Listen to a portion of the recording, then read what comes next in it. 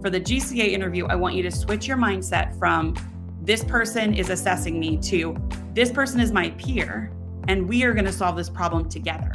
So I'm going to ask a lot of questions. I'm going to check in. I'm going to say, hey, did I miss anything? Are there any other questions I should be asking?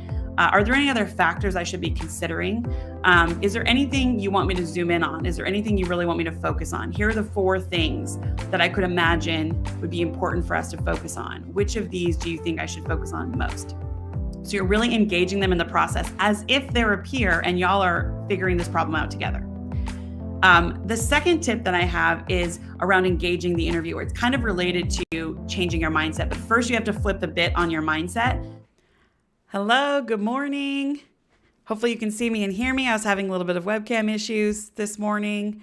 As always, welcome to our AMA. As always, pop questions in the chat and I will answer them in the order that they come in. Sent you a little reminder of that at the top of the chat. So a quick note that last week I talked a lot about the Google code system, code purple, code yellow, code red.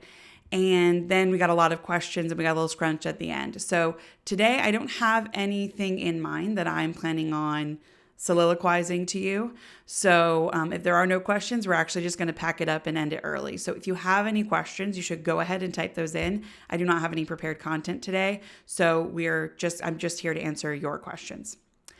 Before we get started, in case there are people joining us today who have never joined us before, my name is Coach Erika, and I am a top 1% interview coach. I've had 139 people work with me directly one-on-one to land their dream jobs in tech careers. 93% of them actually did that, and these are industry-leading rates. I am really excited to bring all of the knowledge that I have gained in 2 years as an interview coach to you to help you as you navigate your career, whether you're already in tech or whether you're trying to break into tech. I help people with everything from how do I tell my story from a resume perspective? How do I get referred into a job? How do I network my way into a company? How do I get my first XYZ tech job? First product management tech job, first customer success tech job? How do I get my first tech job in general? And then, of course, all of the work that is needed once you get your foot in the door. How do you talk to recruiters? How do you turn them into your allies? How do you ensure that they're helping you negotiate for the best possible offer? How do you prepare for your interviews? Most tech interviews are fairly standardized, so how do you prepare for those? I help candidates with that one-on-one. And then how do I negotiate my offer and ensure that I'm getting paid those famed tech salaries that are out there, make sure that I'm getting paid what I'm worth. So these AMAs are really my way to say thank you to everyone that I've worked with, their friends, people that have found me through Twitter, through LinkedIn, through YouTube, to say thank you for giving me a tiny little bit of your attention and allowing me to hopefully help you land that dream job of yours. I will answer any question you ask me. I spent 5 years at Google as a hiring manager. I hired across product management, program management, engineering, software, hardware, engineering management, test engineering, QA, operations, and technical program management. So I'm pretty familiar with a lot of the different roles in tech. I'm happy to answer questions about what it takes to get those jobs, how to land a promotion in those roles, and then of course any questions you have about tech career wellness and how to think about your careers. That's what these AMAs are about, and I will answer every question that we get. I'll answer them in order, and then when the questions dry up, we'll end it for the day, and then I'll see you again next week. One thing before we dive in is the time for this has worked really well for me in the past. It's working less well for me right now. I just started a new job as a chief product officer at a Series A company, and this is in the middle of my workday. So if you are listening to this right now, or if you're listening to it after the fact, and you'd be open to a time later in the day after work hours, I'm in Pacific time, I'm in San Francisco. So if you'd be open to like a 4, 5, 6 p.m. Pacific, which would be 7, 8, 9 p.m. Eastern, definitely let me know. If you're on live right now, let me know in the chat. And then, of course, if you're listening to this after the fact, let us know in the comments if later in the day would actually work for you. All right, with that, I'm going to hand it over to you to ask questions. I don't see any questions in the chat, but if there's anyone listening who has any question, even if it's just, hey, tell me about your time at Google, just to get us started for the day. If we don't get any questions, I'm going to go ahead and pack it up and get back to my regularly scheduled program. But I'll give it a second. I'll take a sip of coffee as I always do, and let's see if anything comes in.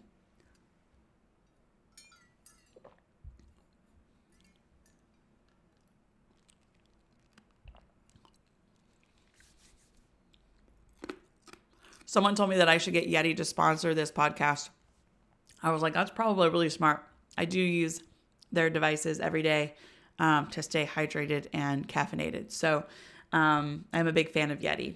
And fun fact, they're from Georgia, which is where I'm from originally. The founders are from Georgia. I don't see any questions. So I'm thinking about calling it early. I didn't have anything prepared, but I am willing to give a little bit of a State of the Union address about what's happening in tech hiring right now. And if there's no questions after that, I really will hang up on you. So I get a lot of questions about what's really happening in tech. Why are there so many layoffs? Like the economy, we just got the new jobs report. Like more jobs were created in Q4 than ever before, or ever before in 2022. So we're still creating jobs net in the American economy, and yet we have layoffs and hiring freezes in tech. And so that is hard to square up, right? Because tech is the future. The future of the S&P 500 will all be tech companies, right? So like, why is it that the economy is that jobs are being created everywhere else, but not in tech? What is really going on? The explanation that I have is multifold. One is that in tech, you have to hire before you have to hire for growth. And when growth starts to dry up, hiring needs to potentially commensurately dry up and shift back. So some of the layoffs that we have seen are a reaction to, hey, we hired 20% more people expecting 20% higher growth. We don't believe that 20% higher growth is going to happen. And as a result, we no longer need the 20% extra people that we hired for that growth. So that's one thing that's happening. A second thing that's happening is I think it's like a little bit of groupthink, peer pressure. If you're if your company is looking around and you're a CEO and all of the other companies that are around you, all of your friends' companies, your board members are saying, hey, everyone else is doing layoffs. Like, shouldn't we also be reacting to the macroeconomic conditions? Shouldn't we also be retracting or contracting a little bit? So some of it I think is actually just happening because companies are me tooing other companies and saying, oh, well, they're doing it, so we're going to do it. And I think a third reason is that like capital environments are changing. Like there's been a 10-year party in tech, a party of investment, a party of kind of growth. So many new businesses are digitally transforming and like starting to use all of these tools that have been built over the last 10 years. Our lives are becoming increasingly digital. And so that party, I think the party is all about the investment that's happening in that area. And so some of the problems that existed 10 years ago have been like robustly solved with the tech companies and software products that exist today. Some of them still have a lot more work to do, but I think this party cycles happen all the time. And then when the party is over, it's over. Like it's like at 2 a.m. at the club, right? The lights are on. And then like, it doesn't mean that there's not gonna be a party tomorrow night. Like the club's still gonna open tomorrow night, but this party is over.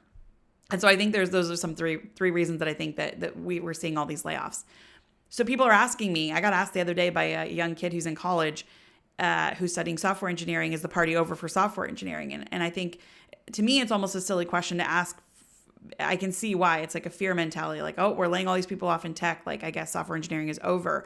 It's not, but I think software engineering roles are going to change. Program management roles are going to change. Like in the days before, there were really great SaaS tools that helped you like actively manage projects, look at the underlying kind of like assets across your organization that are all inside of tools to tell you, is a project healthy or not? All of that was done manually by human hands and brains. So now we've got tools that help with that. So now everybody has to level up. If you're a program manager, you have to be more strategic. You have to think about how are we adding value to the organization more broadly. If you're a software engineer, it used to be enough to just be able to like program a web application, but there's a lot changing in software. Like now we need to self-heal code. We need multiple machine learning models running in tandem. The complexity of their roles are gonna change as the kind of nature of what software is on the bleeding edge changes as well.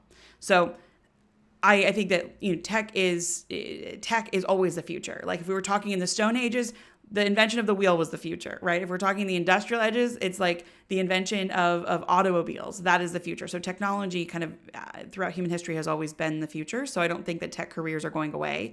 But I do think that the nature of them and the bar is going to rise steadily as the complexity of what we're working on increases, and the complexity of what our products need to do to be assistive, to be helpful, to be useful will change as well. So tech careers aren't dead. Your career is not dead. But if you read, just headlines, there's a lot of hypothesis and, just like eyeball grabbing headlines around the party being completely over. But I think if you think about it as a club, remember, like if it's Saturday night, yeah, the club might not be opening tomorrow. That's a Sunday. Sundays are not a great day for clubbing.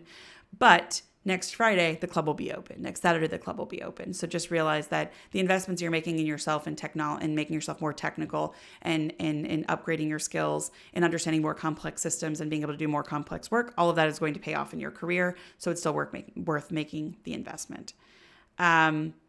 And then when it comes to like people that are actively in job searches, they're always, their question for me is like, when is the hiring freeze? When are these freezes going to thaw? I don't have a clear answer to that, but they will thaw. Like whether it's Saturday, what I don't know is if it's Friday or Saturday. And I don't think any of us know if it's Friday or Saturday. If it's Saturday, it's going to be a little bit longer before the thaw because we have to wait until next Friday or next Thursday maybe. If it's Friday, there's, the thaw will happen pretty quickly. I think some companies did a round of layoffs to really right-size their footprint, but they still have key roles they need to hire for. They still have roles that they don't have people in the job. And so even though there's a hiring freeze, there are critical roles that are being hired for. So if you see a role today that's open at a tech company that you're interested in, one of the things that's really nice about this period of hiring freezes and layoffs is that role is actually prioritized. There are actual teams ready to interview you for that role. There are actual recruiters that are staffed on that. It wasn't necessarily true in the past. In the past, companies would put up roles even if they had no real funding or headcount to like hire those roles. And so today, if you see a role, you can feel confident to know that is actually a role that they actually need, that they're hiring for, that you then as a result have a higher chance of getting because they're actually hiring for it. Hopefully that's helpful. And, I'm not here to kind of like tell an optimistic story about tech. I'm not here to kind of assuage all of your fears, but I think there's a lot of fears that kind of arise from headlines that are written intentionally to grab your eyeballs and to grab your attention, that are a little bit fatalistic or maybe a little bit overblown. And so I think the reality on the ground that I'm seeing, I have candidates every day that I'm working with that are going into first round, final round, team matching interviews at all of the big tech companies, including ones that are in hiring freeze, including ones that have had layoffs recently. So just know there are still jobs out there. All right, with that, I'm going to give it 4 seconds, have another sip of coffee. If I don't see a question, we'll wrap it up for the day. Hopefully this will be helpful to you, even if you're watching it later. And then don't forget to let me know in the comments if a 3 p.m., 4 p.m., 5 p.m. Pacific, so 7, 8, or 9 p.m. call for our future AMAs would work well for you.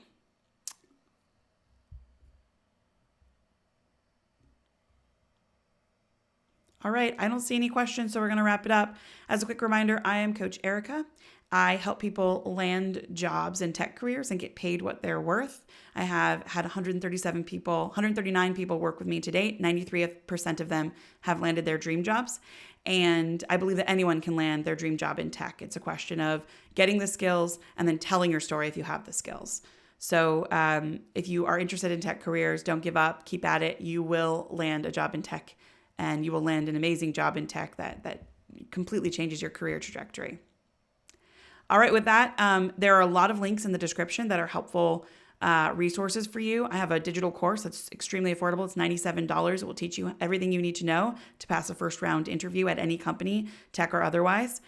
I have a Dream Job Ready community that you can join to get access to me and other job seekers who are looking for tech jobs, all different roles, all different levels. And I also have a newsletter called The Career Whispers that I ship out every Wednesday. It's 5 minutes or fewer read, and it focuses on all different aspects of tech career wellness, job searches, interviews, and offer negotiation. Yeah. Virginia, I see your question. I don't know if you just joined, but I just spent 10 minutes talking about this. So if you just joined, you may have missed it. I will do a quick recap of it just for you.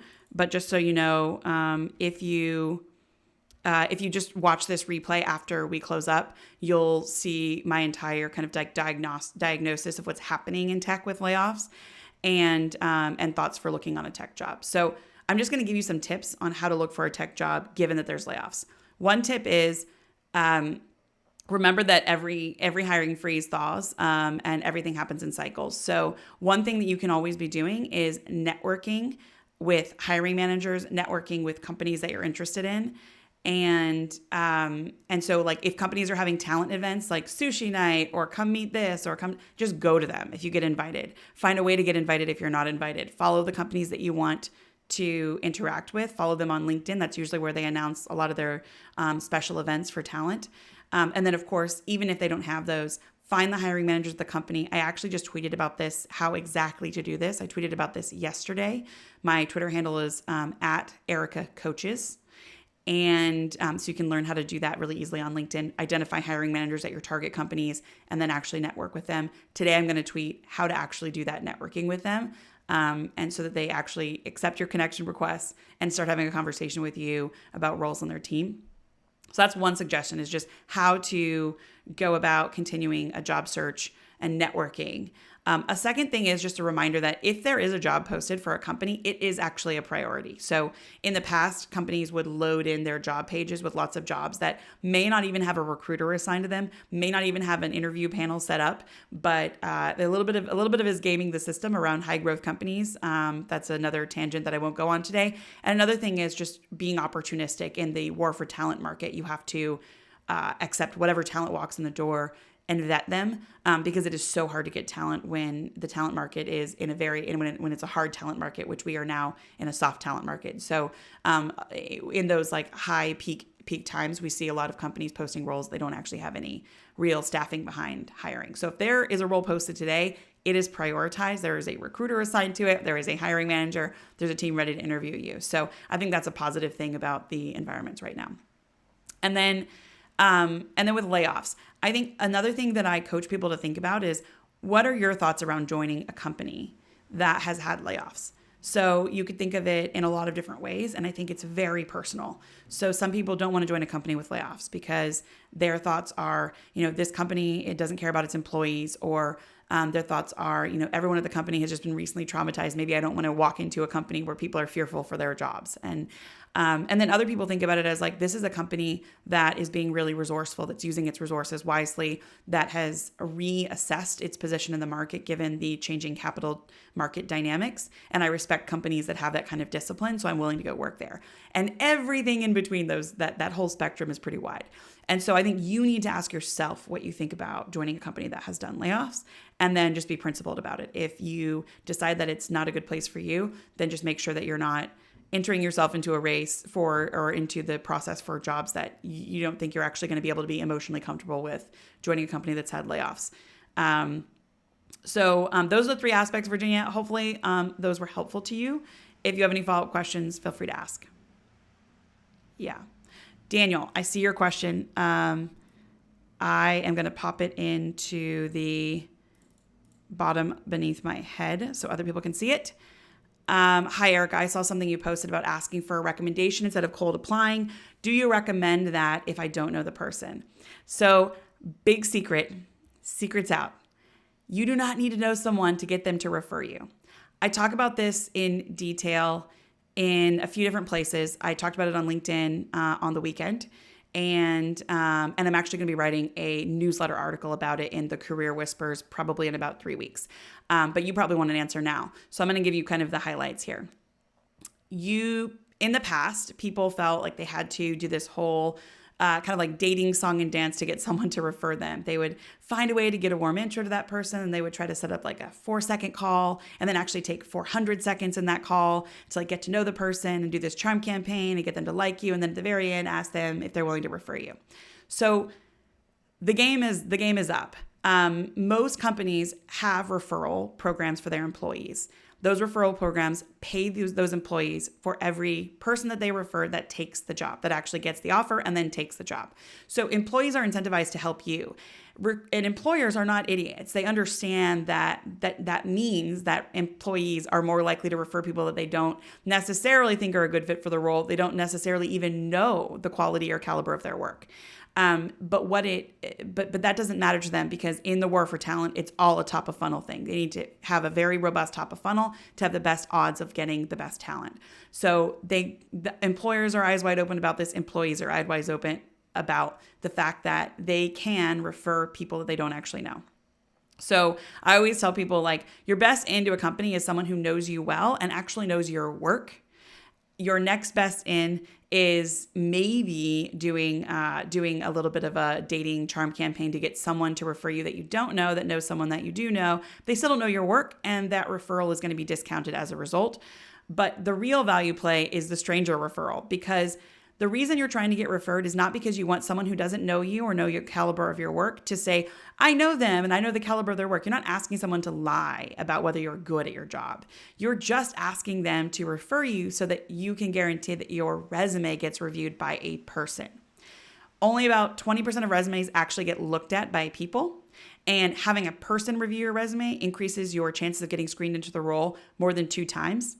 So all you want as a candidate is a foot in the door. All you want is the opportunity for a human to look at your resume. Best way of doing that is to get referred. And if you're doing a big job search, let's say you're like, I'm a software engineer and I'm willing to work at 14 different companies. You don't have the time in your job search to personally find people at each of those companies, do a multi-session charm campaign to get them to understand more about your work, to decide if they like you, and then refer you. You don't really have the time for that. The most efficient thing you can actually do is get a stranger to refer you. I just posted this yesterday on coacherika.co. If you go to coacherika.co, I have a referral strategy document in Notion that you can just enter your email address and then you can steal it. You can just duplicate it in Notion, and it walks through 3 different strategies to get referred. 1 is through people you know. 2 is through people that know you. 3 is by networking with a hiring manager. And I guess there's 4, and then 1, and then the 4th is networking with a stranger. It has screenshots on how to actually do this using teamblind.com. So hopefully that's helpful to you. So TLDR on that is, people are really shy about asking strangers to refer them, but companies expect you to do this. 30% of jobs are gotten from people that were referred, and that number is much higher than it used to be. So getting a referral not only increases your chances of getting the job, it does this by making sure that your resume is actually being reviewed by a real human, and that more than doubles your chances of actually getting that first interview, or at least a recruiter screen. So definitely do it. Don't be shy about it. Game is up on referrals. Okay, cool. I said I was leaving like 15 minutes ago. So this is for Virginia, Daniel. Make sure you join on time next time. I love all your questions. And anybody else who just joined late, I'm sorry, but I actually do have to run. And next time, as always, I'll answer all of your questions as they come in. If you guys show up on time, that significantly reduces the chance that I'm going to have to cut you off early like I'm doing right now. Thanks so much for joining. And Virginia, Daniel, give me a thumbs up on the video so other people can find this video later in the day. Anyone else who's watching, please do that as well. And then a prompt from earlier for everyone who's on the call right now. I'm thinking about changing the time of these to actually be after work hours for people that are working a job and also doing a career transition. Joining these calls may be pretty challenging if it's in the middle of your day. So I'm thinking about moving it to 3, 4, or 5 p.m. Pacific, which would be 6, 7, or 8 p.m. Eastern time. So if you'll let me know, you can do it in the comments here or in the comments on the video. Let me know if a later in the day, like post-work, end of work day, afternoon type session for future sessions would work for you. And if I don't hear anything, I'm going to go ahead and move it. And if I do hear something that confirms that, I'll move it and be confident that it's a good time that I'm moving it to. All right. Thanks both. Thanks anybody else who's watching who's too shy to ask questions. No problem. I hope you ask questions in the future. Great spending the morning with you, and I hope you all have a wonderful Tuesday.